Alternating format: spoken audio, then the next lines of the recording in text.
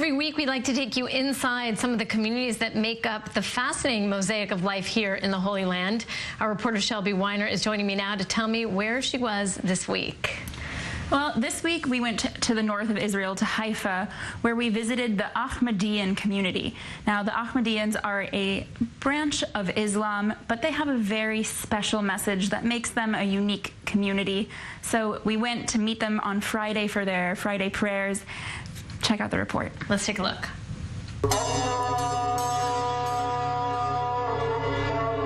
The Ahmadiyyans are a small Islamic group founded in India nearly 1,000 years ago. Today, the faith has a small community of 3,000 here in the Holy Land, with their headquarters in Kababir, a suburb of Haifa on Mount Carmel. Their religion is Islam. However, they practice their beliefs in a different light. Prophet Muhammad is our prophet. The Quran is our holy book. And I said that the founder did not come with a new religion or a new faith. He just came to fix the interpretations in religions, the interpretations that made religions today to be a source of violent, killing, hatred, instead of being a source of love. Mirza Ghulam Ahmed established the belief in 1889. Ahmadiyyans believe he was chosen by the divine to be the world's reformer by preaching messages of love and unity. That promised one has come. He said that I am not only the Mahdi for Muslims, I am also the promised Messiah for the Jews. I am the Mashiach. I am Jesus Christ. I am the Krishna or Buddha or Zardasht or Confucius, those figures which are foretold in all religions that they will come in the future. He said, I am that person, and I represent all these reformers. While the Ahmadiyyan religion is fairly new, it focuses on Islam's beginning. Believers say Islam today has evolved far from what the Prophet Muhammad practiced in ancient times. Ahmadiyya actually is the true Islam.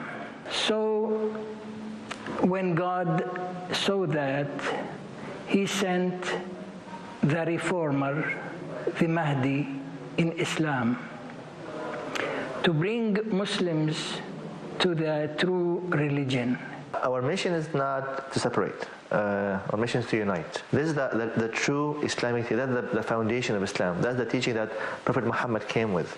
I think that's what we are, going to do, and we're doing now, is to go back to the roots of Islam and bring it today. While they are Muslim, their message does not only focus on Islam. Ahmadiyyans say all the Abrahamic faiths have strayed far from their initial teachings.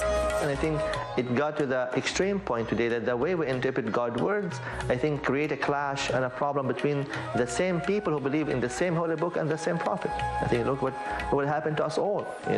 In Judaism, we have one Moses, one Old Testament, they're divided. Christians, the same thing. We have one Jesus, one Bible, more divided. Also with Muslims, the same thing.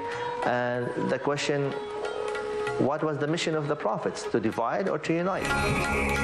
Far from the mainstream, these peace-loving Muslims represent hope for the future, that one day children of all faiths can worship together in harmony.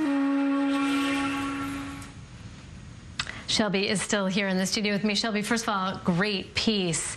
The first question that comes to my mind is, how big is this community here in Israel and around the world, and how do they get along with the other Muslims? So the statistics are a bit confusing. We've got estimates of 10 to 20 million worldwide in over 200 countries. But many places, especially in the Middle East, don't accept this sect of Islam, and because of that, it makes defining the number very hard because people have to keep it secret. And a good example of that is in Pakistan, which it's practically illegal to be an Ahmadiyyan there. You can't worship openly as an Ahmadiyyan, but at the same time, it's estimated to have one of the world's largest populations with 4 million Ahmadiyyans there. So it shows you how complicated it is, but even further from that, this is a minority sect of Muslim, and it represents 1% of the Muslim population in the world. So it's a very, very small group within inside a large religion. They have fears about being persecuted too. It sounds like if they can't openly they worship. Tell me a little bit more about their rituals. So the rituals are the same as the rest of Islam because Ahmadiyyans are still Muslims. And so because of that, they fall under the same umbrella of rituals. They pray 5 times a day. They keep Ramadan. They have the holy mission to make Hajj. So the rituals are very much the same as traditional Islam. The difference is their approach to reading text and how to interpret things.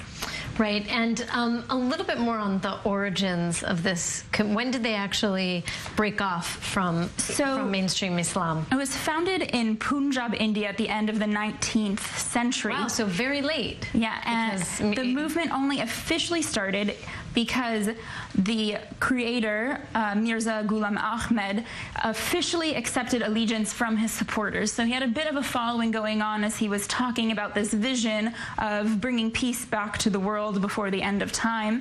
And once his followers kind of really grouped around him and accepted it is when it took on its final state. And from there, the message started spreading around the world, and it's how we ended up with a community here in Haifa, which is now the headquarters of Ahmadiyyans in the Middle East. So, and when did they start to come to the Holy Land, the community here? Very shortly after it was founded. So towards the end of the 19th century, people began spreading the word of the new Ahmadiyyan faith, and it came and it settled in Haifa and blossomed from there. And it's still a very quickly spreading religion with a lot of conversions happening still. Right, it's fascinating, because it came on the scene in the world of Islam very late. I mean, Islam, right, appeared on the world stage in the 7th century. So this is, more than 1,000 years later. And then to think the numbers are 10 million, that's actually a lot. Yep, when you think, Jews in the world, there's only what, 14 million? So they're very quickly multiplying, and I think part of it is how they approach teaching their younger generation. It's very important, and while we were visiting them in Haifa, it was something that I was really struck by, is they have so many education programs for kids and for teenagers and for women and for men, all of these different group activities to try and keep the community very strong and to get that atmosphere, which helps when you're taking in large numbers of people. And very quickly, I assume they have a good relationship with Israelis, this community. Yes, it's very cohesive in their village in Haifa. Okay, great. Thanks so much, Shelby. We're going to take a quick break. Don't go anywhere. Stay with us. We have so much more coming up for you on the Holy Land Uncovered.